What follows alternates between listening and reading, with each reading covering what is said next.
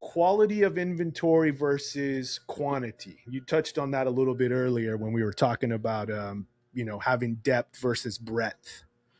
Um, which is more important. I'm more, I like going around and finding cool retail.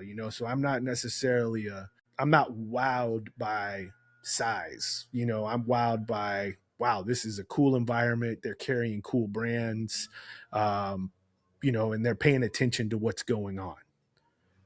Um, Yeah, well, there's so many layers to this. I think the first thing is you have to know who your customer is in order to be successful here. Once you really know who your customer is, then it becomes somewhat easy to curate for that customer. And curation is, I think, a lost art in retail today.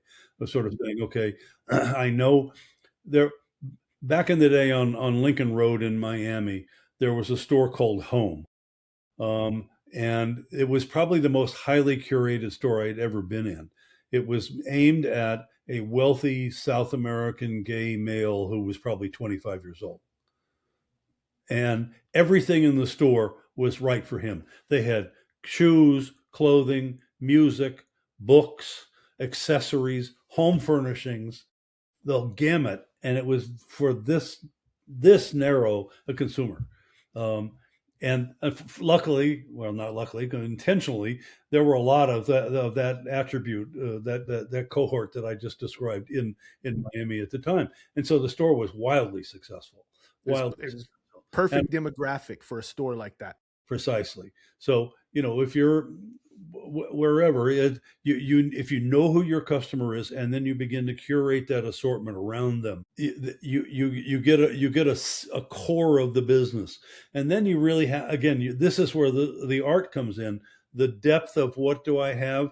Some consumers don't want to see a lot of a product because they think they want it to be just for them. So instead of having 100 of a shirt out on the floor, they only want to see four, because that makes it feel special for them. Depends on the customer. Not every other customers want to look like everybody else, and so 100 is an affirmation that this is the right thing for me. Um, so again, know your customer, curate your assortment, and then balance the depth of breadth issue within that. And I think depth and breadth vary by whatever consumer you're talking to, but there is the right amount of depth and the right amount of breadth that matters.